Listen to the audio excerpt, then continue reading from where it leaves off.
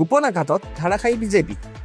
Exit পলৰ মতে চৰকাৰ বিজেপিৰে হ'ব পাৰে, সেইটো 4 মে'ত সত্য প্ৰতিফলিত হ'ব পাৰে। কিন্তু কেইটামান কাৰকে নিৰ্বাচনত বিজেপিক মহাবিপদত পেলাইছে। বিগত সময়ত কংগ্ৰেছৰ চাহ জনগোষ্ঠীয়ে ভোট বেংক বিজেপিয়ে সমুদায় শুহি পেলাইছিল। আগতে হাতৰ চিহ্নত ভোট দিয়া চাহ শ্ৰমিক হৈ পৰিছিল বিজেপিৰ একপক্ষীয় সমৰ্থক। এইবাৰ কিন্তু দৃশ্য পথত প্ৰৱেশ কৰিছে ঝাৰখণ্ড মুক্তি মৰ্চা আৰু জয় ভাৰত পাৰ্টি। দুয়োটা দলে গোপনে বিজেপিৰ ভোট বেংকত আঘাত হানিছে। বিশেষকৈ হিন্দু ধৰ্মী চাহ জনগোষ্ঠীয় ভোটাৰ বেছিকৈ থকা সমষ্টিবোৰত বিজেপি এইবাৰো জিকিব পাৰে। কিন্তু দলটোৰ বিজয়ৰ ব্যৱধান আগতকৈ কমিব, যিটো হৈছে চাহ শ্ৰমিক অযোষিত সমষ্টি বিজেপিৰ দুৰ্যোগৰ আগলি বতৰা। পূৰ্বে শোণিতপুৰ, ৰঙাপৰা, বৰচলা আদিত বিজেপিয়ে চিন্তাই কৰিবলগীয়া হোৱা নাছিল। বিশ্বনাথ সমষ্টিৰ চাহ শ্ৰমিকো আছিল পদুম ফুলৰ সাবেক সমৰ্থক। উজনিৰ চাবুৱা, খোৱাং, টিংখাং আদি সমষ্টিত চাহ শ্ৰমিকে নিৰ্বিবাদে বিজেপিক ভোট দিছিল। কিন্তু দৃশ্যপটত ঝাৰখণ্ড মুক্তি মৰ্চাৰ প্ৰৱেশ কৰাৰ ফলত সমীকৰণ সলনি হ'ল। সেইদৰে গোসাইগাঁৱত ঝাৰখণ্ড মুক্তি মৰ্চাৰ প্ৰাৰ্থীয়ে বিজেপিৰ ভোট বেংকত আঘাত হানিছে। এই নীৰৱ আঘাতৰ বিষয়ে প্ৰথমে বিজেপিৰ নেতৃত্বই অনুমানেই কৰিব পৰা নাছিল।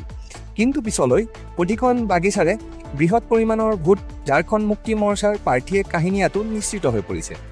মাৰ্ঘেৰিটা, ডিগবৈ, মাকুম, ডুমডুমা আদিতো একেটা দৃশ্যই দেখিবলৈ পোৱা গৈছে।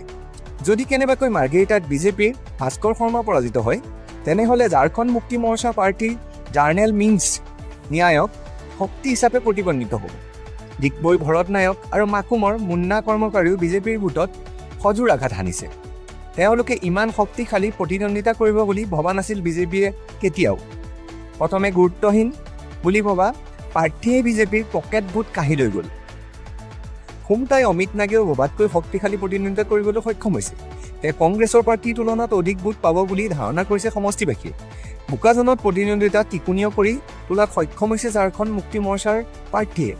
সেইদৰে সোণাৰী আৰু মাহমৰাতো শক্তিশালী প্ৰতিদ্বন্দ্বিতা কৰিছে হেমন্ত সোৰেনৰ দলৰ প্ৰাৰ্থীয়ে।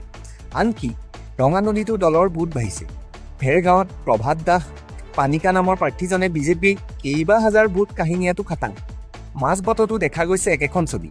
চাবলৈ গ'লে চাহ শ্ৰমিকৰ সংখ্যাগৰিষ্ঠতা থকা 10খন আসনৰ ঝাৰখণ্ড মুক্তি মৰ্চাৰ বাবে বিজেপি থমক বৰক হৈ পৰিছে।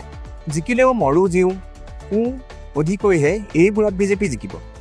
ৰাজনৈতিক বিশ্লেষকৰ মতে নিৰ্বাচনত প্ৰতিদ্বন্দ্বিতা কৰা নতুন দলে প্ৰথমটো নিৰ্বাচনত পৰাজয় বৰণ কৰে, দ্বিতীয়টো নিৰ্বাচনত আন দলক হৰুৱায়, তৃতীয়বাৰহে সফল হয় নতুন ৰাজনৈতিক দল। অসমত ঝাৰখণ্ড মুক্তি মৰ্চা আৰু জয় ভাৰত পাৰ্টীয়ে সেই অনুমানৰ ভিত্তিতে ৰাজনৈতিক সফলতা অৰ্জন কৰিছে। ৰাজ্যত সংগঠিত ৰূপত প্ৰথমবাৰলৈ নিৰ্বাচন খেলিছে ঝাৰখণ্ড মুক্তি মৰ্চা। এইদৰেই দলটোৰ প্ৰাৰ্থীৰ বিজেপিৰ পকেট ভোট কাঢ়ি লৈছে। ঝাৰখণ্ডৰ বিগত বিধানসভা নিৰ্বাচনত সময়ত অসমৰ মুখ্যমন্ত্ৰী আছিল বিজেপিৰ ষ্টাৰ কেম্পেইনাৰ। তেওঁ এই দলটোৰ পৰা উলিয়াই নিছিল, বিজেপিত অন্তৰ্ভুক্ত কৰিছিল হেমন্ত সোৰেনৰ ঘনিষ্ঠ চম্পাই সোৰেনক। এইবাৰ হেমন্ত সোৰেনেও লৈছে প্ৰতিশোধ। সুযোগ বুজি পাই অসমৰ মুখ্যমন্ত্ৰীৰ ভোট বেংকত আঘাত হানিছে। এই আঘাতৰ বিষয়ে বিজেপিয়ে ছমাহ আগলৈ ধাৰণাই কৰিব পৰা নাছিল।